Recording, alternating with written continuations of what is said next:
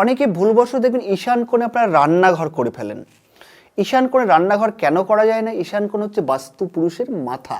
তা সেই মাথার উপর যদি আমরা ফায়ার এলিমেন্ট অর্থাৎ অগ্নিতত্ত্ব দিয়ে থাকি, তাহলে পরিবারের সদস্যদের মধ্যে কী হবে? সবসময় খিটখিটে মেজাজ, হাই প্রেশারের সমস্যা, ক্যান্সারের মতন রোগও হতে পারে, এবং বাড়িতে সুগারের প্রবলেম, হঠাৎ করে ব্রেন স্ট্রোক, এগুলো কিন্তু আপনার রোগ সমস্যায় জর্জরিত হবেন।